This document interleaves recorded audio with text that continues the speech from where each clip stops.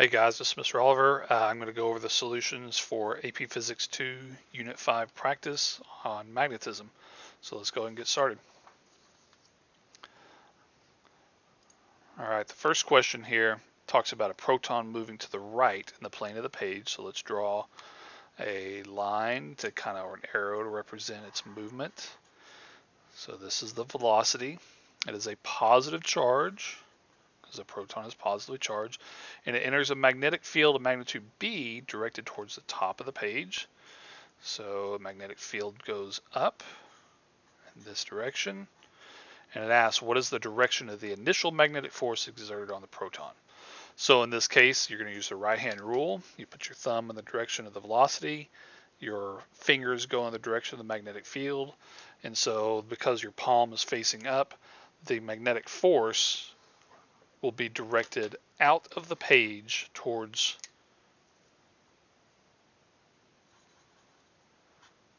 your face. So F points out of the page. All right, pretty simple. Question number 2 says we've got a student doing experiments involving magnetic fields with 2 long wires shown above, which are in the plane of the page. The student connects the ends of the left wire to a battery, creating a current in the wire towards the bottom of the page. So we got some current flowing down, and that current, because it's in a wire, will produce a magnetic field in that wire or around that wire. And if you remember for the long wire rule, just kind of as an aside real quick, remember that if you're looking at the top view of the wire, the magnetic field kind of goes in a circular pattern. So like if the current's coming out towards the camera here, if it's coming up towards you, then that magnetic field goes around that wire in a circular pattern. So I'd wrap my fingers around like this, and you get a circular current of magnetic field going around. So when you're looking at it from a side view, that means if you put your thumb in the direction of the current, the magnetic field goes in on the right hand side and then curls back around out on the goes in on the left hand side and out on the right hand side. So when you draw a magnetic field in, you draw an X, and on the right hand side you draw a dot. And so right here you've got this magnetic field that actually points out of the page. And that's what the question asks, is which is the direction of the magnetic field at the location of the right wire be out. And so then this question doesn't ask it, but what if this wire had a current going in this direction? Well, if I have a current going that direction, that would act like protons moving towards the top of the page. And if I have a magnetic field that goes out of the page, then my palm would be force pointing to the right, and there would be a force pushing this wire to the right.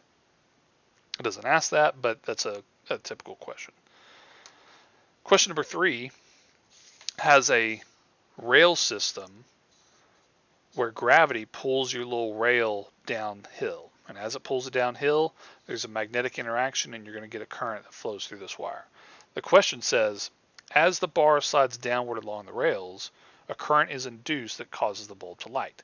Is energy conserved in the system, why or why not? Well, the key here is understanding that we've got a light bulb, right? And so because there's a light bulb, energy is not conserved.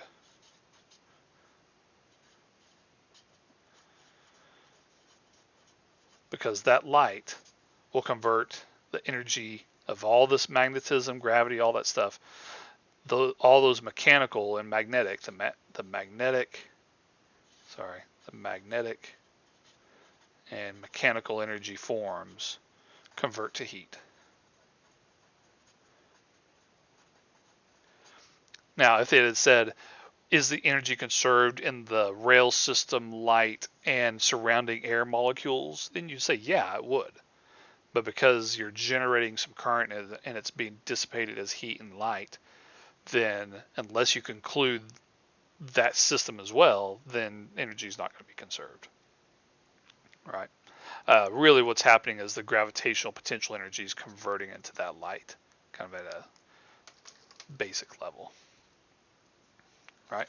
So for question number 3, that was number 3. So question number 4 has an electron going into a region of magnetic field directed into the page. So right here, this entire region has a magnetic field pointing into the page.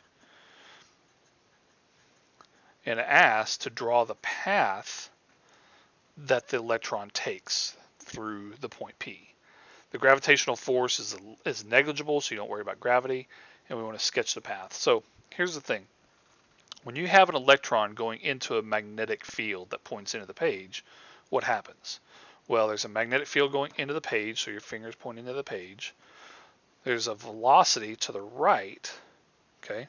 And so using your right-hand rule, that means that there's going to be a magnetic force on this particle as it enters, that magnetic force pushes down.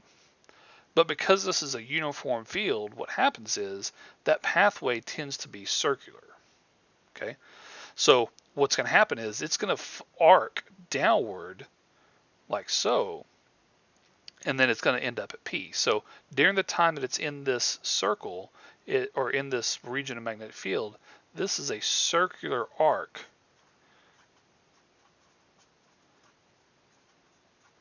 that pathway travels. Okay, because that magnetic force is kind of a centripetal force. Remember how we did that? And so it's a circular arc while it's in this magnetic field, but as soon as it exits, and I kind of aimed badly, as soon as it exits, it's just going to keep going straight. Okay, so it's like circular in this region of magnetic field and then straight. All right, that's a real subtle thing. It's kind of hard to see in this diagram, but that's going to be the case. It's important to know that it's circular, not like parabolic or some other kind of random curve. Okay, question number 5, we have 2 magnets, and we want to sketch a simple diagram that shows the direction that a needle of the compass is going to point. Well, I'm not going to get too complicated. I just want you to remember that for any north pole of a magnet, if I have a north pole, magnetic fields come out of the north pole. And if you have a south pole, magnetic field lines go in to the south pole. All right. So let's draw 2 magnetic field lines only for this guy. So at the north pole, because it's right in the dead middle, there's going to be a magnetic field line that points away, straight down, only due to this guy. So I'm ignoring the south one, right? And so we treat this as independent. All right. So there's going to be a magnetic field that goes down, and then there's also going to be a magnetic field that goes towards the south end. Okay, so we got magnetic field that goes down and magnetic field that goes left and right. So if I'm looking at the needle, I've got a combination of 2 magnetic fields, one that goes down from the North Pole and another one that goes left to right. And so because of these magnetic fields are vectors, we add them tip to tail like this. And so that means that the net magnetic field right there in the center at this little crossing point is actually down and to the right. And so your magnetic field at that compass point is going to point down and to the right, and that's what magnetic fields indicate, is how a compass needle will point. A compass needle typically has a red end and a black or a blank end, and so the pointy end that points north is red, and then the other end typically is non-colored, the south end. And so that would be indicative of how that arrow points. It always aligns with the field lines. All right, that's question number 5.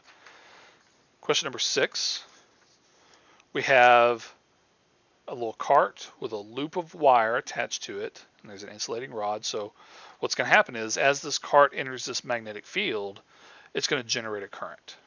And so we want to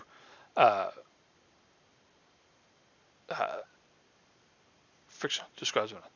I messed up on the question. I'll correct that. What I want on this is I want to sketch a graph of velocity as a function of time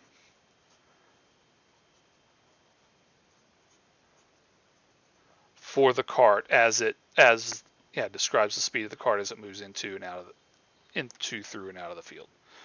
Okay, so what happens is whenever this leading edge of this loop enters that field, you can imagine this as being just a bar being pushed to the right. Okay, so there's a there's a velocity going right, magnetic field going in, and so what'll happen is it's going to generate a current that wants to move up. Okay, and in the context of this loop, what's going to happen is that current, as it enters, is going to be going counterclockwise. You'll have this counterclockwise current. Well, now Lenz's law says you can't just go and do that for free. There's got to be a cost to it. And the cost is, what will happen is there's going to be a resistive force pushing back on that cart. And so what happens is as soon as you start generating current, it slows down. Okay? But then once that loop is completely in, so maybe it's over here somewhere, when it's fully in this magnetic field, there's no net current that's going to be reduced. Remember how Faraday's law says that if we change the flux, we can generate current? Well, anytime that loop is completely in this field, nothing happens. And so it'll just keep going at a constant velocity. It'll actually go at the same speed that it stopped being slowed at. So if it starts like at 10 meters per second, and by the time it got all the way in here, it's like 5 meters per second, it'll go at 5 meters per second the entire time. And then as it exits, it's going to be losing flux, and what will happen is you only consider the rear part of the loop. Okay? And so if you look at this rear loop, it's going to generate a current also up, but it's going to create a current that goes in the clockwise direction as it exits, as it leaves this field. And once again, anytime you change the flux, you produce a field or a force according to Lenz's law that opposes it, and there's once again going to be some opposition to that motion back to the left, and so it's going to slow down. Right? And so if I were to graph a sketch of that velocity as a function of time, what I would graph is that initially it's 0 up until a point to when it hits this thing, and then it's going to slow down, and we assume it's a constant force, so it slows down linearly. And then when it's fully in, this entire time that the loop is inside, it stays constant again. And then when it exits, it decreases. And then once it finally leaves, it stays at that constant slower speed. And so this is kind of like a magnetic braking mechanism. Sometimes you see this kind of idea on a roller coaster. All right, question number 7. Question number 7 is a little complicated. We've got 4 wires. They're all parallel, and we've got 4 different charges at different locations. The 4 wires have different currents. So let me kind of draw this out a little bit bigger so you can see it. So our 4 wires are all horizontal. All right, so I'm going to have the first wire here. The next wire, try to make it in the same spacing. There's our next wire. And then our last one. That's pretty close. All right, I'm going to number these. I'm going to number this number 1, number 2, number 3, number 4. Okay, so I've got these 4 wires. Now it's important to pay attention to the direction of the current. So if you look at these arrows, it shows you which way the current's going. The first one is going to the left. The second one is going to the left. The third one is going to the right. And the fourth one is going to the right. So we've got I1, I2, I3, I4. Okay, so what I'm going to do first, before I even worry about the charges, is I'm going to draw the magnetic fields that surround each one of these wires. And remember, we use that right-hand rule where you put your thumb in the direction of the current and it loops around the wire. Okay, it's like going around the wire like so. And so that means for wire number 1, I've got magnetic field that goes into the page at the top and comes out of the page at the bottom. And that's true. That goes the entire length of this thing. I'm not going to spend time to draw all the magnetic field. But just looking at this location right here, I would have magnetic field going in at the top and out at the bottom. Wire number 2 does the same thing. It goes in at the top, out at the bottom. Okay. Wire number 3 goes the other way. It's going to go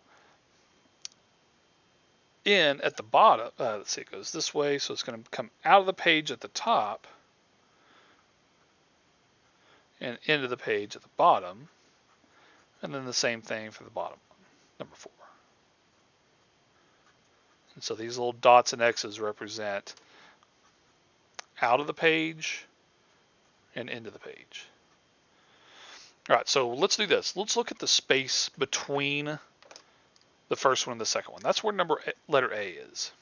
Okay, so if you look here, this field goes out of the page and this field goes into the page. So if I were to cut the difference right in the middle, you would have some amount of field going in and some amount of field going out. And so right here at the center line, because these currents are equal, there's going to be no magnetic field, 0 Teslas, right in the middle line. And so if you look on the picture, the charge rests right in the middle. And so since there's no magnetic field here, wherever this charge is, there's not going to be any magnetic force. So my magnetic force here is 0, simply by the fact because those two magnetic fields cancel. Same thing occurs down here. In this middle line, those two magnetic fields cancel, 0 Teslas, right here in the middle. So for charge C, the magnetic force is also 0. So nothing happens for those two. Now in the case of point B, I'm going to have a positive charge right here at point B, and it's in the middle, but because these two magnetic fields both are pointing in the same direction, in this case out of the page towards the camera, then at that point I'm going to have magnetic field that this can interact with.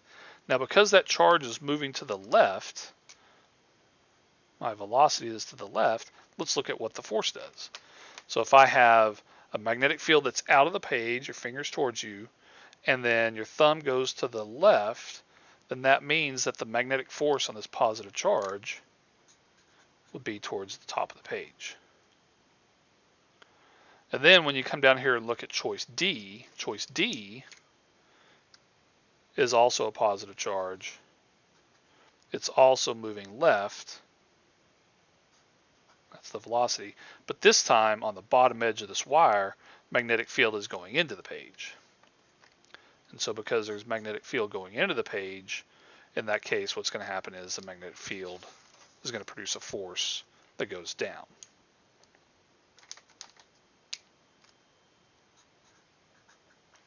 Magnetic force down.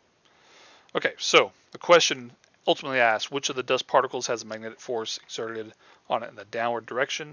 Well, that's only this choice D down here.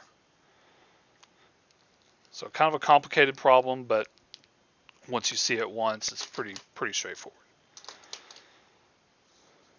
All right, question number 8. We have a particle entering a magnetic field. Calculate the radius of curvature. Okay, so this is just one of those you should remember, but let's go ahead and derive the formula real quick. The magnetic force is equal to ma. This is the magnetic force. For a charged particle, that's qvb. For the acceleration is going to be centripetal because it's going to take a curved path, so it's mv squared over r. And so when we rearrange this equation and solve for the radius, we get mv over qb. Guys, this equation is not on your equation page, but it pays to memorize that. That's just really useful. And so when we substitute our values in for the mass of a proton, that's on your equation page, 1.67 times 10 to the negative 27 kilograms, sorry. All right, so when we substitute our mass in, the velocity, the charge of a proton, that's just your fundamental unit, 1.6 times 10 to the minus 19, that's Q. That's something else to remember. And so when you do this, you get a radius of 0.115 meters, or 11.5 centimeters. All right, question number 9. We've got a charge Q moving to the right at a speed V, and it's parallel to a wire that has a current of I. The object is a distance D from the wire. It doesn't show that, but that's the distance D right here, how far away it is from the wire. That's how far away it is. And the magnetic force exerted on the object of the wire is F. Determine 2 individual separate changes, the charge, the velocity, the current, or the distance, that will result in a magnetic force at twice as much. So this is where you need to see, it's like, well, what determines the magnetic force? Well, we've got an equation for magnetic force of a charged particle. That's Q times V times B. Okay, that's my magnetic force, F. But this is a long wire, and if you remember, this value B is determined by how much current you have. And this equation should be on your equation page. It's mu naught times the current divided by 2 pi times the distance. Okay, so ultimately your magnetic force is equal to Q times the velocity, charge times velocity, times mu naught, which is just a constant, magnetic constant, times the current, all that divided by 2 pi times d. And so what changes would double the force? Well, I could double Q. So if I made the charge twice as much, I could get twice as much force. I could double the velocity. I could shoot this particle twice as fast. Or I could make the current in the wire twice as much. And that'd give me twice as much force. Or you could also halve the distance. You can make the distance 1/2 as much. In other words, move it closer to the wire. All right. Question number 10 asks you to find which of the 4 diagrams shows there to be a strongest amount of field. Well, if you remember from the previous problem, we said that the radius at which these charged particles curve, it's actually up here at the first part of this problem, is mv over qb. All right, so in order to have a stronger magnetic field, let me rearrange this. B is equal to mv over qr. It's a little easier to see.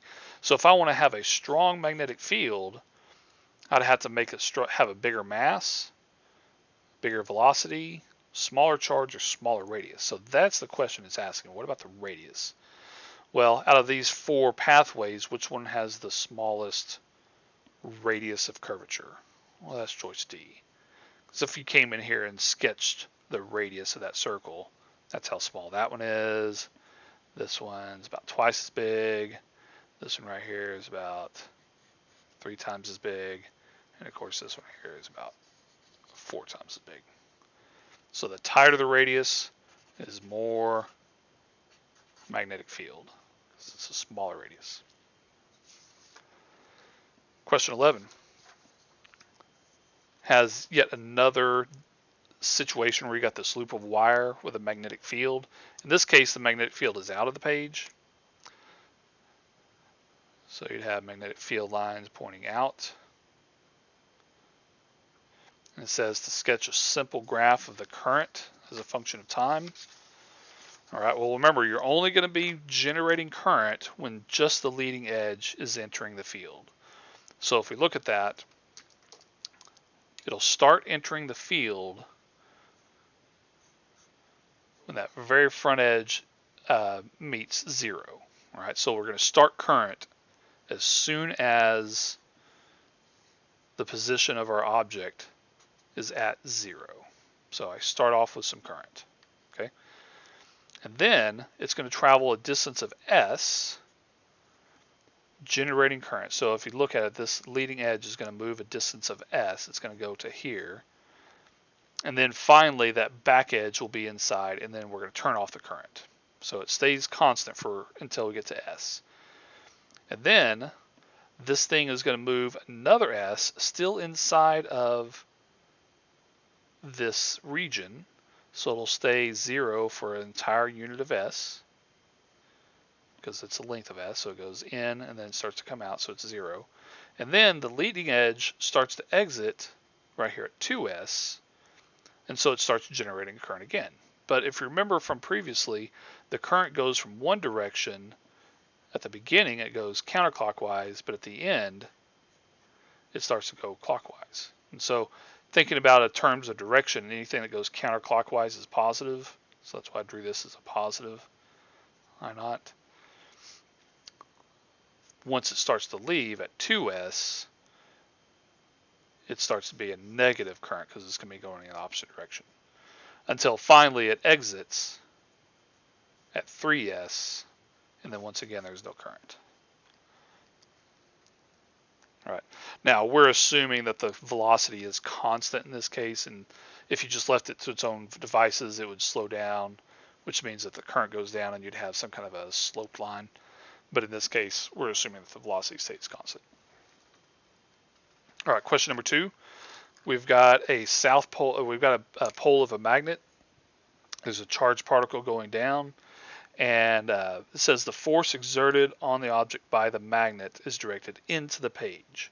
So there is a force pointing in at that case. So in this case, we're still going to use our right-hand rule, but that will allow us to find out what happens to the magnetic field. All right, so it's moving down. It's a charged particle that's positive, so the force would go out of the palm of your hand into the page. And so that means that the magnetic field has to be pointing to the left. That's the way the magnetic field points. And so that makes this a south end of a magnet. All right. Now the question actually doesn't even ask about that. It says, what is the direction of the force exerted on the magnet by the object? Because this force is the force on the object by the magnet. And so it's kind of like the word, they're trying to be real syntactically correct. So this force is the force on the object by the magnet. And that's kind of how you draw this, force on the object by the magnet. And it points into the page. Okay, but the question is, what is the direction of the force exerted on the magnet by the object? So they're just going to flip this around. In other words, they're doing an equal and opposite reaction. And so if you think about Newton's third law in this, if I just flip the orientation of the terms, then really all that's happening is you're flipping the orientation of the force by equal and opposite reactions. And so for this one, the force on the object by the magnet, on the magnet by the object is out of the page. Okay, so question number 13. This is going to be a right-hand rule problem again. We've got a magnetic field that's going to be pointing into the page because you use your right hand, so the current's going there. So current magnetic field points out at the top and in at the bottom. Charged particles moving down with a velocity v, so once again you use your right hand rule, velocity that way, magnetic field into the page, and so what is the direction of magnetic force? That's going to be to the right.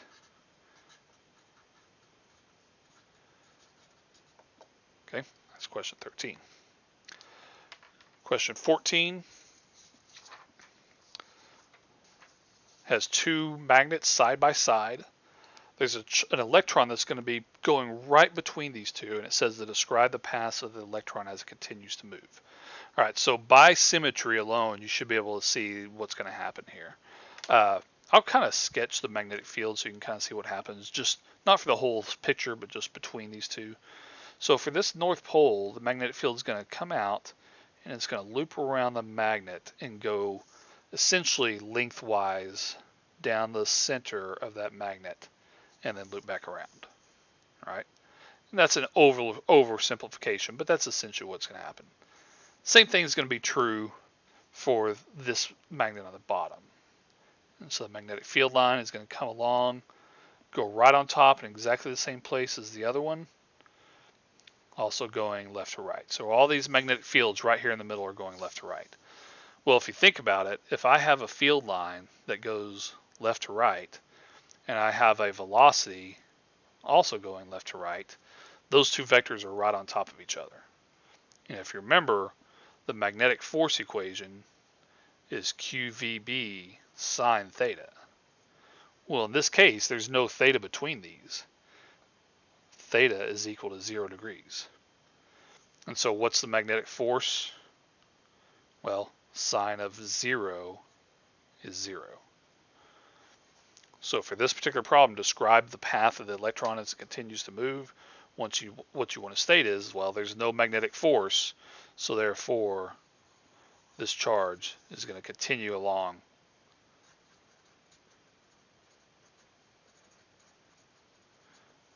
rightwards, continue along right at constant speed. A lot of people want to think, oh, well, this magnet is going to accelerate it. Well, magnets don't do that. The only thing magnetic forces can do is change the direction of the path. It can't ever speed it up or slow it down. Only electric forces can do that. Because remember, if you remember from one of our lectures, I said that if you have magnetic fields, that they're always going to be perpendicular to the direction that the forces are always perpendicular to the direction. It's like if I have an object moving this direction, V, the magnetic force is always going to be perpendicular. And so since the displacement is to the right, the magnetic field or the magnetic force is perpendicular, and work is F d cosine theta. Cosine of 90 degrees is 0. So magnetic fields do no work. Because remember in that unit, we never talked about conservation of energy of magnetic fields. It was just kind of pointless. Okay, so last question, question 15. We've got a loop of wire located above a long straight wire. There's some current going through this. And so we want to induce a clockwise current. So if we want to induce a clockwise current, we want it to move in this direction. Okay, so if you remember, the very last part of this unit, we did the left-hand rule, and that it describes the direction of current. So the way we do this is we put our thumb in the direction of increasing magnetic flux, and the fingers curl in the direction of the induced current. So in this case, our induced current is going clockwise. Okay, this is our I induced. And so then that means that in the direction my thumb is pointing, we want to have increasing flux